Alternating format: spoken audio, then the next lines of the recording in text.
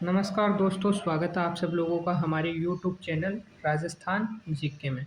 दोस्तों, आज इस वीडियो में हम लोग राजस्थान के इतिहास और इतिहास में भी हम जो इतिहास की जानकारी के स्रोत हैं उस पर बात करने वाले हैं, जिसमें अभ्यास संख्या 1 अपन शुरू कर रहे हैं आज। शुरू करने से पहले अगर आपने हमारे यूट्यूब चैनल राजस्थान जीके को सब्सक्राइब नहीं किया है तो कर लीजिए, क्योंकि आपका एक लाइक, एक शेयर और एक सब्सक्राइब हमारे लिए मोटिवेशन का काम करता है और उसी मोटिवेशन के साथ हम फिर आगे वीडियो बनाते हैं। और मैंने आप लोगों को जैसे बताया है कि मैं हर टॉपिक पर राजस्थान का जीके जनरल नॉलेज जितना भी बड़ा है, हर टॉपिक पर क्वेश्चन आंसर प्रैक्टिस करवाता रहूँगा। और जब आपका प्यार मिलेगा, आपका सपोर्ट मिलेगा, तो मैं आप लोगों को थ्योरी के साथ साथ प्रीवियस ईयर क्वेश्चन भी प्रोवाइड करवाऊँगा। उनकी भी हम प्रैक्टिस करेंगे, लेकिन उससे पहले चैनल को सब्सक्राइब करो, वीडियो को ज़्यादा से ज़्यादा लाइक करो और अपने दोस्तों तक शेयर करो। चलो अब बिना देरी करते हुए वीडियो को शुरू करते हैं। अपना पहला क्वेश्चन है राजस्थान के इतिहास की जानकारी के स्रोत अभ्यास 1 में पहला क्वेश्चन। जूनागढ़ प्रस्ती संबंधित है बीकानेर के राय सिंह से, मेवाड़ के राज सिंह से, बीकानेर के कल्याणमल से या जोधपुर के मालदेव से। दोस्तों, मैं यहाँ क्वेश्चन बोलूँगा, ऑप्शन बोलूँगा, आप लोगों को ऑप्शन एक आंसर जो आप लोगों को लग रहा है वो कमेंट कर कर बताना है। उसके बाद मैं आगे चलूँगा आंसर बता के। ठीक है, तो इसका जो करेक्ट आंसर है जूनागढ़ प्रस्थिति संबंधित है वो है बीकानेर के रायसिंह से। तो अपना ए जो है वो करेक्ट होगा। तो जिन लोगों ने ए किया है उनका आंसर सही था। व्याख्या देखो, जूनागढ़ प्रस्ती जिसे बीकानेर दुर्ग की प्रस्ती या राव सिंह प्रस्ती भी कहते हैं। तो जूनागढ़ प्रस्ती इसे बीकानेर दुर्ग की प्रस्ती भी कहते हैं या राय सिंह प्रस्ती भी कहते हैं। ठीक है, बीकानेर नरेश राय सिंह ने 1593 ईस्वी में बीकानेर किले के बनने पर खुदवाया था। क्लियर है। नेक्स्ट क्वेश्चन देखो इसके बाद। क्वेश्चन नंबर 2, पूर्व मध्यकालीन राजस्थान के अधिकतर अभिलेख किस लिपि में हैं?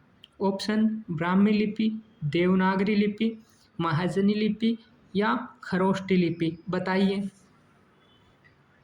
तो इसका जो करेक्ट आंसर है वो है महाजनी लिपि। तो सी जिन लोगों ने किया है उनका करेक्ट है। व्याख्या है, हर्षकालीन लिपि को महाराजा लिपि कहते हैं। इसके बाद नेक्स्ट देखो, 10वीं-11वीं शताब्दी में प्रचलित सिक्कों को कहते थे। ऑप्शन है आहत सिक्के, गदिया सिक्के, दिनार या निसक। बताइए। तो इसका जो करेक्ट आंसर है वो है गदिया सिक्के। तो बी अपना करेक्ट होगा।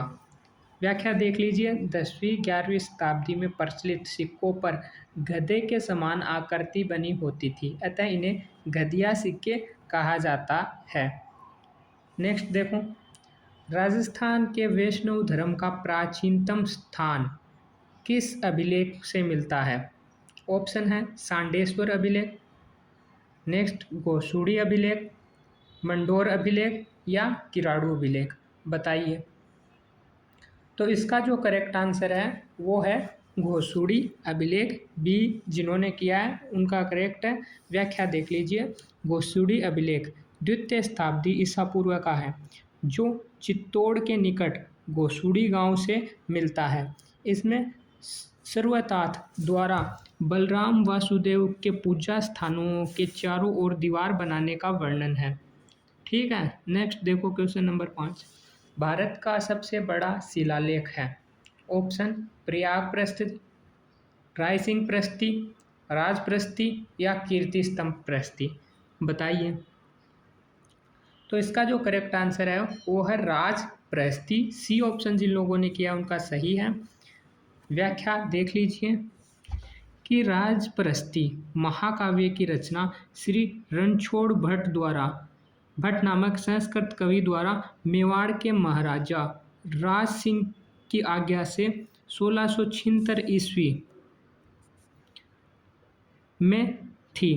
इस ग्रंथ में लिखे जाने के 6 वर्ष पश्चात महाराणा जय सिंह की आज्ञा से इसे शिलाओं पर उत्कीर्ण किया गया।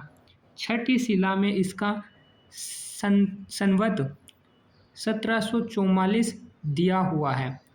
इसे 25 बड़ी शिलाओं के उत्कीर्ण करवाकर राजसमंद झील की 9 चौकीपाल बांध पर विभिन्न तारकी में स्थापित किया गया। यह भारत का सबसे बड़ा शिलालेख है। इसमें कुल 1106 श्लोक हैं।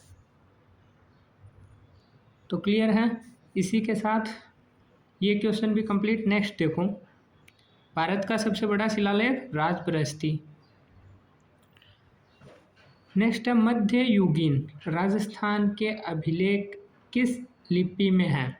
ऑप्शन द्रविड़, ब्राह्मी, खरोष्ठी, नागरी। बताइए।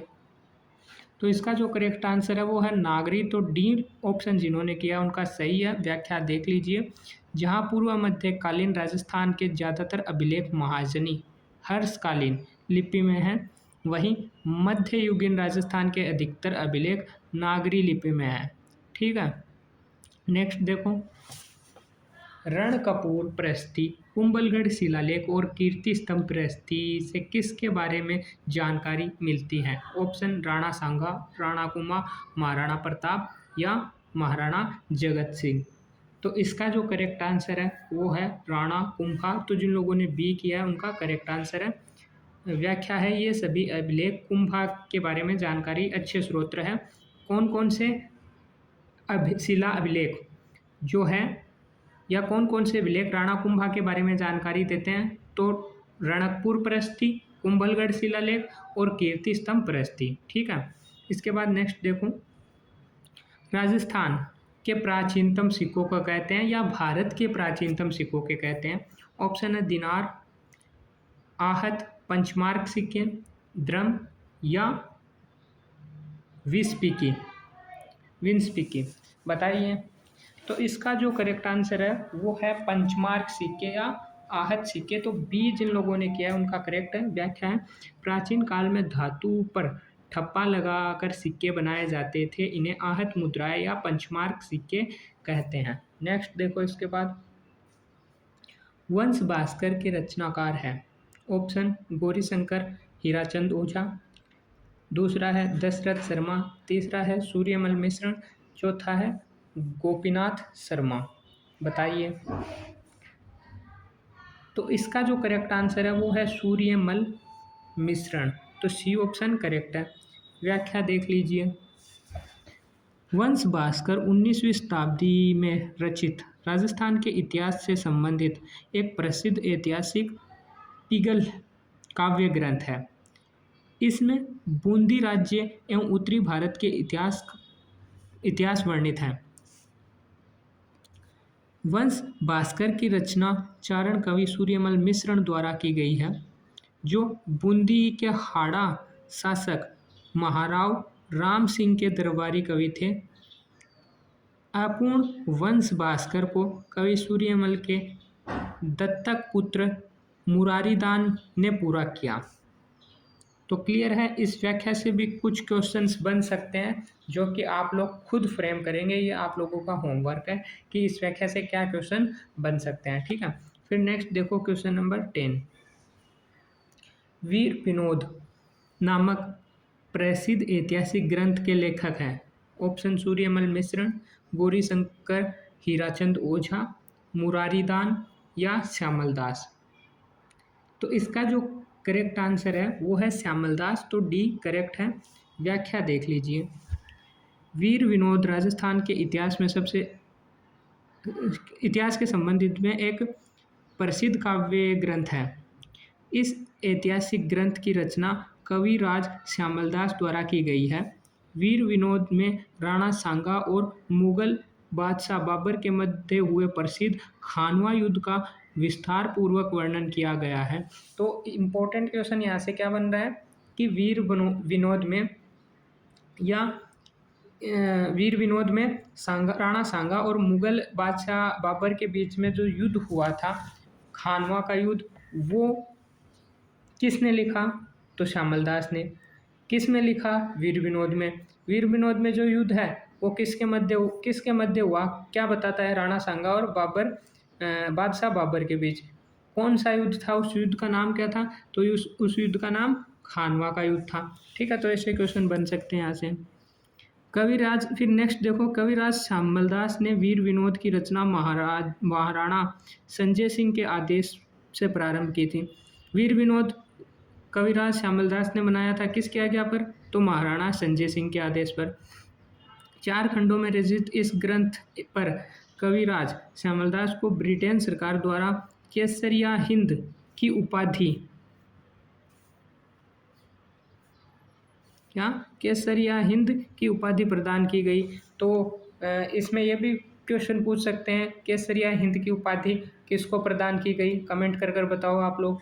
फिर मेवाड़ के महाराणा संजय सिंह ने श्यामलदास को कविराज व महा महोपाध्याय की उपाधि से विभूषण किया गया। तो देखो यहाँ जो केवल जो मैं आप लोगों को क्वेश्चन करवा रहा हूँ वो क्वेश्चन इंपॉर्टेंट नहीं है, बल्कि जो व्याख्या आ रही है उस व्याख्या में से भी कई क्वेश्चन बन रहे हैं। बाकी हम थ्योरी पढ़ेंगे तो इन चीज़ों को कवर वैसे भी करेंगे।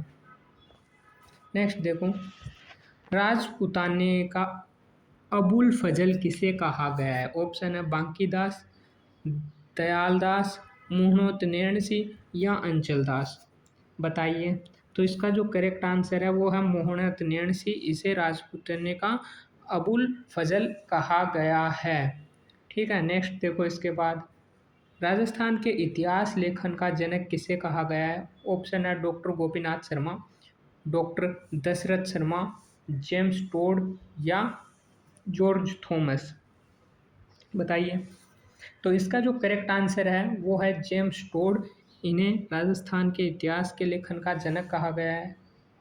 नेक्स्ट देखो, annals and antiquities of Rajasthan पुस्तक के लेखक कौन हैं? ऑप्शन है V.A. Smith, colonel James Tod, Abul Fazal, Muhammad Nainsi. बताइए। तो इसका जो करेक्ट आंसर है वो है कर्नल जेम्स टोड।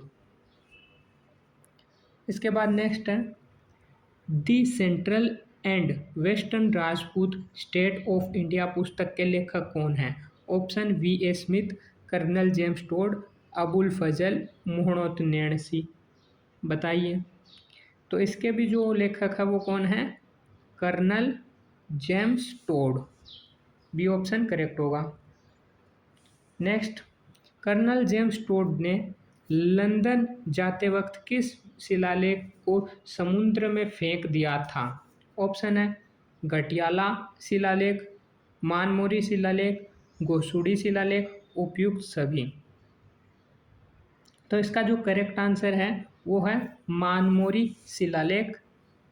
ठीक है। इसके बाद नेक्स्ट ऑप्शन देखो, क्वेश्चन नंबर 16, किराड़ू के शिलालेख कहाँ से प्राप्त हुए? ऑप्शन नगरी जयपुर से, या भीलवाड़ा से, या नगरी चित्तौड़ से, या बाड़मेर से। बताइए, कमेंट करके बताओ। इसका जो करेक्ट आंसर है वो है बाड़मेर। तो जिन्होंने डी किया उनका सही है। नेक्स्ट देखो, मानमोरी शिलालेख वर्तमान में कहाँ स्थित है? ऑप्शन जयपुर संग्रहालय, जोधपुर संग्रहालय, कलकत्ता संग्रहालय, दिल्ली संग्रहालय। बताइए वो कमेंट करके। तो इसका जो करेक्ट आंसर है वो है कलकत्ता संग्रहालय। तो जिनका सी ऑप्शन है वो करेक्ट है। मानमोरी अभिलेख मौर्य वंश से संबंधित है, जिसमें चित्रांगद मौर्य का उल्लेख है, जो वर्तमान में कलकत्ता संग्रहालय में स्थित है। ठीक है। इसके बाद नेक्स्ट देखो, राजस्थान में मलेच्छों का विनाशक किस शासक को कहते हैं? ऑप्शन है नागभट्ट प्रथम, दूसरा नागभट्ट द्वितीय, फिर मिहिर भोज या भोज प्रथम। किसको कहते हैं? बताइए। तो इसका जो करेक्ट आंसर है वो है नागभट्ट प्रथम। तो जिन लोगों ने ए किया है उनका सही है। नेक्स्ट ऑप्शन नंबर 19, किस इतिहासकार ने राजपूतों को विदेशी संतान माना है? ऑप्शन है कर्नल जेम्स टोड, जैक्सन। दोनों सही है, उपयुक्त में से कोई नहीं। बताइए। तो इसका जो करेक्ट आंसर है वो है ए तथा ब दोनों। कर्नल जेम्स टोड और जैक्सन दोनों ने ही राजपूतों को विदेशी संतान माना है, तो सी इसका करेक्ट ऑप्शन होगा। इसके बाद नेक्स्ट देखो ऑप्शन नंबर 20, कुरुड़ा सभ्यता कहाँ से प्राप्त हुई है? कुराड़ा सभ्यता, ऑप्शन जयपुर, सीकर, नागौर, झुंझुनू, बताइए। तो इसका जो अपना करेक्ट आंसर है वो है नागौर। सी, तो जिन लोगों ने सी किया है उनका ही है करेक्ट आंसर है। और इसी के साथ आज का अपना ये वीडियो भी कंप्लीट हुआ। और अभी तक आप लोगों ने हमारे यूट्यूब चैनल को सब्सक्राइब नहीं किया है तो कर लीजिए, और लाइक ज़रूर करें, अपने दोस्तों तक शेयर ज़रूर करें। चलिए मिलते हैं नेक्स्ट वीडियो में। धन्यवाद।